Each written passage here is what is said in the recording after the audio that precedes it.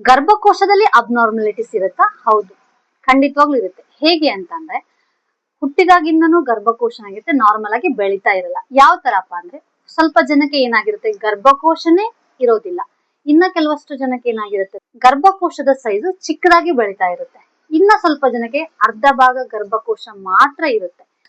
ಇನ್ನ ಕೆಲವಷ್ಟು ಜನಕ್ಕೆ ಏನಾಗಿರುತ್ತೆ ಅಂದ್ರೆ, ಅರ್ಧ ಭಾಗ ಪ್ಲಸ್ ಅರ್ಧ ಭಾಗ, ಮಿಡಲ್ ಏನಿರುತ್ತೆ ಅಂದ್ರೆ ಸೆಪ್ಟಮ್ ಇರುತ್ತೆ, ಅಂದ್ರೆ ಒಂದು ಪದರ ಇರುತ್ತೆ. ಇನ್ನ ಕೆಲವಷ್ಟು ಜನಕ್ಕೆ ಏನಾಗಿರುತ್ತೆ ಅಂದ್ರೆ, ಗರ್ಭಕೋಶ ಏನಾಗಿರುತ್ತೆ ಇರ್ರೆಗ್ಯುಲರ್ ಆಗಿ ಬೆಳಿತಾ ಇರುತ್ತೆ. ಇನ್ನ ಕೆಲವಷ್ಟು ಜನಕ್ಕೆ ಗರ್ಭಕೋಶ 2 ಇರುತ್ತೆ. ಸೊ ಹಾಗಾಗಿ ಇದರಿಂದ ಏನಾಗುತ್ತೆ ಅಂದ್ರೆ, ಪ್ರೆಗ್ನೆನ್ಸಿ ನಿಲ್ಲೋದಕ್ಕೆ ಪ್ರಾಬ್ಲಮ್ ಆಗ್ತಾ ಇರುತ್ತೆ, ಇಲ್ಲ ಅಂದ್ರೆ ರಿಕರೆಂಟ್ ಅಬಾರ್ಷನ್ಸ್ ಗಳಾಗ್ತಾ ಇರುತ್ತೆ. ಸೊ ಹಾಗಾಗಿ ಯೂಟ್ರಸ್ಸೇ ಚೆನ್ನಾಗಿ ಡೆವಲಪ್ ಆಗಿಲ್ಲ ಅಂತಂದ್ರೆ ಪ್ರೆಗ್ನೆನ್ಸಿ ಆಗೋಕೆ ತುಂಬಾ ಪ್ರಾಬ್ಲಮ್ ಆಗುತ್ತೆ. ಸೊ ಹಾಗಾಗಿ ನಮ್ಗೆ ಇದು ಯಾವಾಗ ಗೊತ್ತಾಗುತ್ತೆ ಅಂದ್ರೆ, ಮಗು ಮೆಚುರಿಟಿ ಬಂದಾಗ ಮಾತ್ರ. ಅಂದ್ರೆ ಮಗು 17 ಅಥವಾ 18 ವರ್ಷ ಆದ್ರೂ ಮೆಚುರಿಟಿ ಆಗಿಲ್ಲ ಅಂತಂದ್ರೆ, ಸೊ ಈ ರೀಸನ್ ಕೂಡ ಒಂದು ಆಗಿರುತ್ತೆ. ಸೊ ಹಾಗಾಗಿ ನಿಮ್ಮ ಮನೆ ಹತ್ರ ಕೂಡ ಈ ತರ ಪ್ರಾಬ್ಲಮ್ ಗಳು ಯಾರಾದ್ರೂ ಫೇಸ್ ಮಾಡ್ತಾ ಇದ್ರೆ, ಇದನ್ನ ಎಲ್ಲರಿಗೂ ಶೇರ್ ಮಾಡಿ. ಇನ್ನೂ ಹೆಚ್ಚಿನ ಇನ್ಫಾರ್ಮೇಶನ್ ಗಾಗಿ ನನ್ನ ಪೇಜ್ ನ ಖಂಡಿತವಾಗ್ಲೂ ಫಾಲೋ ಮಾಡಬಹುದು. Thank you.